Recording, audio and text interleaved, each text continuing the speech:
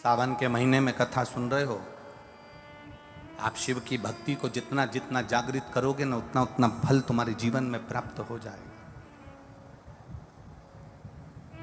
बारिश का समय चल रहा है।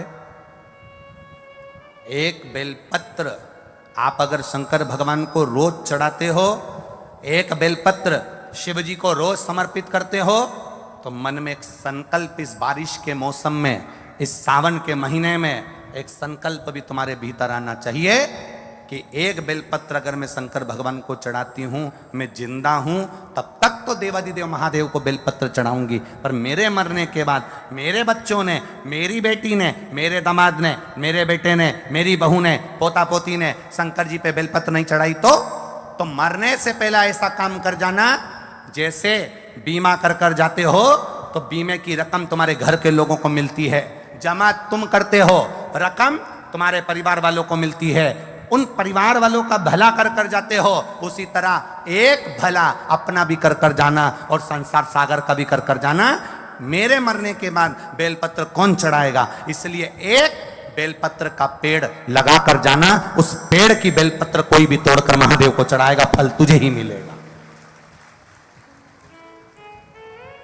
एक बेलपत्र का वृक्ष तुम भी लगा कर जाओ, उस बेलपत्र के पत्ते को कोई तोड़ेगा, शंकर पर चढ़ाएगा, फल मुझे मिलेगा। उस बेलपत्र के पत्ते को कोई तोड़ेगा, शिव को समर्पित करेगा, उसका फल मुझे मिलेगा। मैं चली भी गई, वृक्ष तो रहेगा, पेड़ तो रहेगा। श्रेष्ठ कर्म कर देखिए।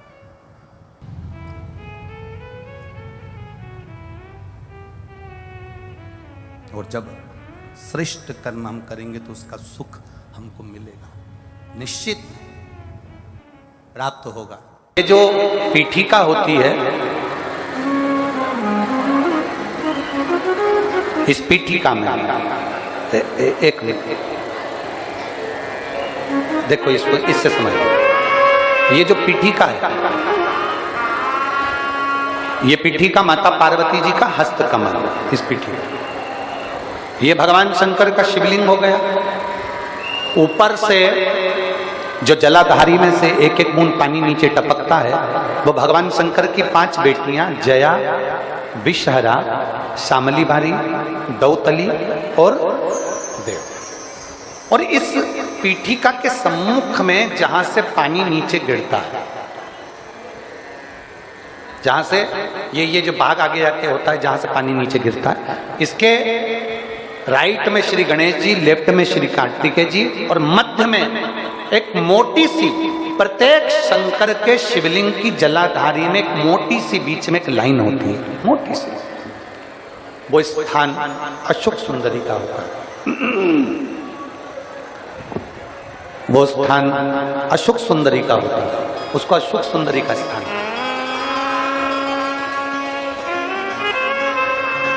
जब विशेष बहुत आपको लग रहा है कि ये कार्य होने वाला नहीं है, और विशेष अगर कोई कार्य, और बहुत समय अगर आपके निकल भी गए हो, बहुत समय आपका लग गया और वो कार्य नहीं हो रहा, 5 बेलपत्र अशोक सुंदरी वाली जगह पर जब आप चढ़ाएंगे, तो ये डंडी का जो भाग है, ये डंडी का भाग जहां से पानी बहता है, जहां से जल बहता है, उस स्थान की ओर इस डंडी के भाग को रखेंगे। 5 बेलपत्र, एक बेलपत्र जब डंडी का भाग हमने इधर कर दिया, थोड़ा समझ लें अच्छे से, जैसे ये जलाधारी समझ लो, एक बेलपत्र अपन ने रखी, डंडी का भाग जहां से जल बह रहा है उस ओर है। दूसरी बेलपत्र हमने उठाई और दूसरी बेलपत्र की डंडी को मध्य भाग की पत्ती पर, दूसरे नंबर की पत्ती मध्य बीच वाली पत्ती है उस पर, तीसरी बेलपत्र को फिर बीच वाली पत्ती पर, इस तरह से 5 बेलपत्र हमें देवादिदेव महादेव को समर्पित करना चाहिए।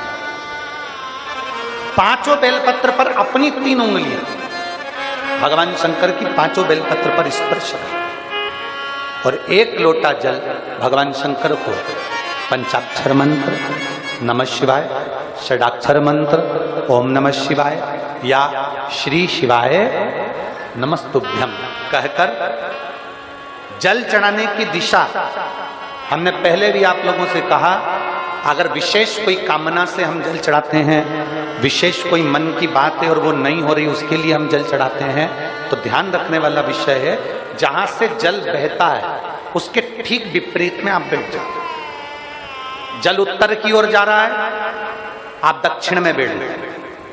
दक्षिण में बैठकर उत्तर की ओर मुख कर लो, क्योंकि जल उत्तर की ओर जा रहा है। इधर जल जा रहा है तो आपका बैठना इधर होना चाहिए। इधर जल जा रहा है तो आपका बैठना हम जहां बैठे ऐसा होना चाहिए। इधर जल जा रहा है तो आप जैसे बैठे हो वैसा होना चाहिए। वहां बैठकर 5 बेलपत्र रखकर उंगली का स्पर्श कर कर पंचाक्षर मंत्र या षडाक्षर मंत्र या श्री शिवाय नमस्तुभ्यम बोलकर फिर जल की धार दोनों हाथ से देवाधिदेव महादेव को अपने मन की कामना कर कर अशोक सुंदरी से अपने दिल की बात कहते हुए चढ़ाई। 2 या 2.5 महीना होगा और देवाधिदेव महादेव आपका वो कार्य सफल करेगा।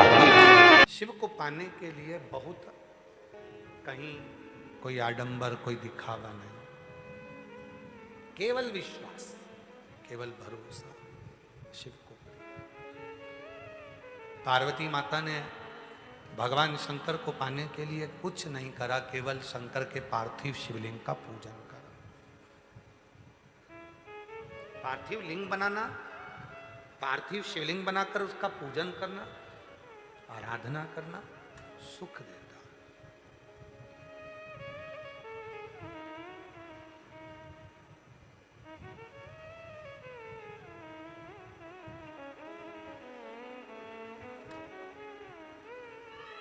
जैसे शिव जी का एक नाम है ब्रह्मेश्वर महादेव।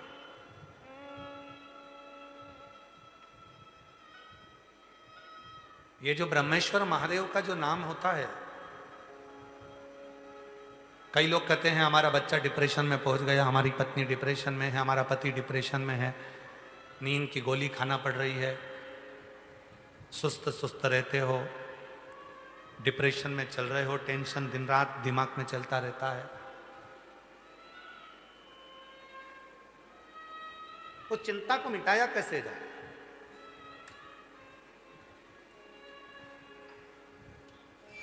सात बेलपत्र भगवान शंकर के शिवलिंग पर चढ़ाकर सावन के महीने में 2 लोटा जल शंकर भगवान को, आप लोगों को मालूम है ना, सारे समय पर 1 लोटा जल और सावन में 2 लोटा जल। सावन के महीने में 2 लोटा जल शिव जी को चढ़ाया।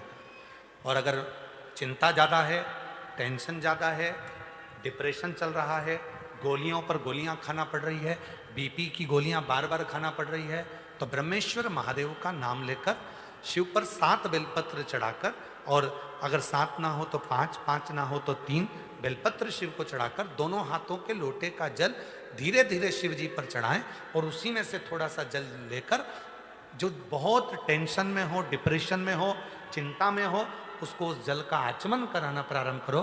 3 से 4 दिन के अंदर वो डिप्रेशन से बाहर निकलेगा, अपने कार्य में रुचि रखेगा और उसको प्रसन्न करेगा। ब्रह्मेश्वर महादेव, बोलो कौन से महादेव? ब्रह्मेश्वर। बोलो ब्रह्मेश्वर महादेव की। पार्थिव शिवलिंग के निर्माण को माता पार्वती जी ने किया और उसका फल मां जगत जननी जगदम्बा अंबा को प्राप्त हो। पार्थिव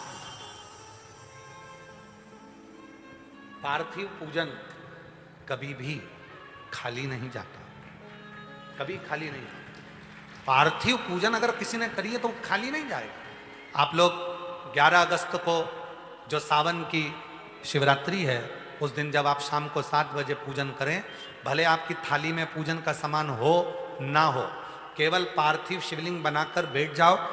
जब हम जल चढ़ाएं, आप भी साथ में जल चढ़ाओ।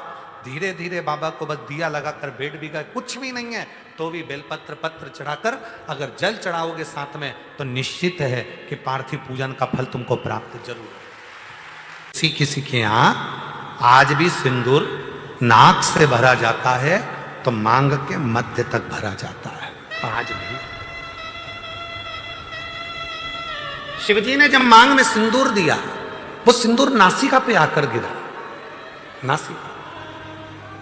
और जब नासिका पर आकर गिरा तब देव अधिदेव महादेव ने कह दिया, सुनो पार्वती, आज मैं संसार की प्रत्येक नारी को एक वर देता हूं कि नारी चाहे छोटे से बच्चे के कपड़े धो ले, नारी चाहे अपने घर के बुजुर्ग के कपड़े धो ले, नारी चाहे झूठे बर्तन मांज ले, नारी चाहे अपने पति के झूठे बर्तन मांज ले, कपड़े धो ले, सारा काम कर ले, उसके बाद भी नारी अगर एक क्षण के लिए मेरे मंदिर तक आ रही है तो वो कभी अशुद्ध नहीं हो सकती, वो शुद्ध की शुद्ध ही है, वो अशुद्ध नहीं है, उसमें शुद्धता का भाव नहीं। आज के जमाने में बहुत बड़ा बड़ा आडंबर हो गया, शिव जी को हाथ मत लगाना, इस मंदिर में प्रवेश मत करो, इस मंदिर के अंदर कोई जा नहीं सकता, शंकर जी को कोई हाथ नहीं लगा सकता, भगवान को कोई छू नहीं सकता। हे भाई, शिव पुराणों को अगर अच्छे से अध्ययन करो तो स्वयं देव अधिदेव महादेव कहते हैं, जब मेरे पास में मेरे भक्त आते हैं उनको देखकर जो मेरे चेहरे पर प्रसन्नता आती है वो मुझे फूल चढ़ाने से भी नहीं आ सकती, वो मुझे फूल चढ़ाने से। ये तो अब जब मंदिर हो सारे के सारे शंकर जी के मंदिर में भक्तों का जाना चालू हो गया तो अब लोगों ने थोड़ा सा ये क्रम चालू कर दिया, शाम को भगवान का श्रृंगार हो जाता है, हम जल नहीं चढ़ाने देंगे, शाम को शिव जी को पानी मत चढ़ाना, शाम को शंकर जी को जल मत चढ़ाना। ये अब चालू हुआ। पहले तो मेरा भोला बाबा पेड़ के नीचे बैठा है, ओटले पर बैठा है, दरवाजा भी नहीं है, मंदिर भी नहीं है, खुले आसमान में बैठा है, रात दिन सुबह शाम जब तेरी मर्जी पड़े तब तेरे बाप के पास आ, तब तेरे शिव के पास आ, जब तेरा मन हो। एक पूजन आपको बताई थी, एक उपाय आप लोगों को बताया था, रात्रि के 9 बज के, जम के बोलो 9:15 वाला, वो ऐसा शस्त्र है। अब कई लोग उसका विरोध भी करें, सीवर वाले बाबा तो हर कुछ बता देते हैं, रात को 9:15 पर शंकर जी को जल चढ़वा रहे हैं। हे भाई, पेट दुखेगा ना तो बच्चा अपने पापा और मम्मी से ही कहेगा, बच्चे को दर्द होगा तो वो अपने माँ बाप से कहेगा, दरवाजा बजाएगा, पापा मम्मा आई, दरवाजा बजा।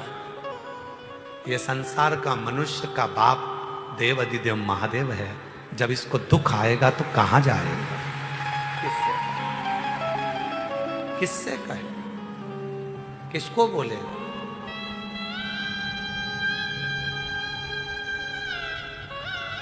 आओ कुबरेश्वर बाबा की भूमि पर,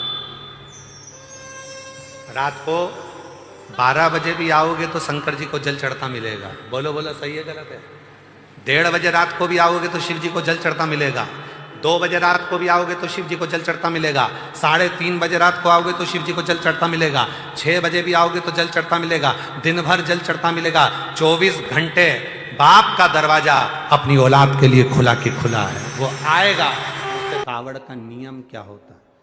कावड़ का जल किस जगह पर रख दिया जाए लाकर थोड़ा सा, कि जीवन में कभी संपदा की कमी ना हो जिंदगी में। कावड़ का एक नियम होता है कि कावड़ को ये कंधे से ये कंधे पर रखना है तो सिर के ऊपर से कभी नहीं लिया जाता। कावड़ का एक नियम है। कावड़ को इस कंधे से इस कंधे पर लाना है तो सामने से लाया जाता है, पीछे से लाया जाता है, पर सिर पर से बार कर उसको वापिस नहीं लाते, सिर पर से बार कर।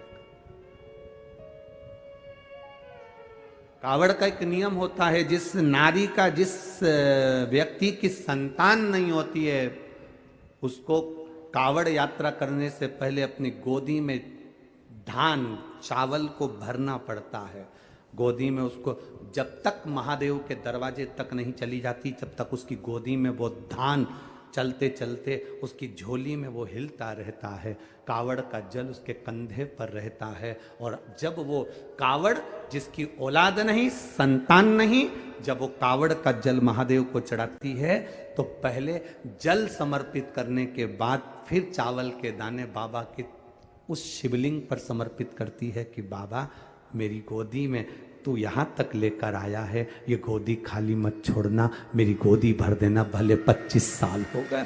कावड़ यात्रा का नियम है, सिर पे से बार कर वापिस नहीं आती, सम्मुख से कावड़ निकल जाती। लंकाधिपति रावण को सुध पड़ी जब तुमरुका जी ने कहा जाओ लंकेश, अगर तुम चाहते हो कि शंकर के शरीर में गंध पहुंची है उस विष की गंध को समाप्त करना है, तो तुम जाकर महादेव को जल अर्पित करो सावन के महीने में। उसी को हमारे यहां कावड़ कहा गया। अब विश्वास, भरोसा, दृढ़ता शिव के प्रति जागृत कर कर चलते हैं। जब दो चीजों का स्मरण होना चाहिए, एक, अपने घर से निकलते समय दरवाजे के बाहर 2 स्वस्तिक बनाकर अवश्य आए।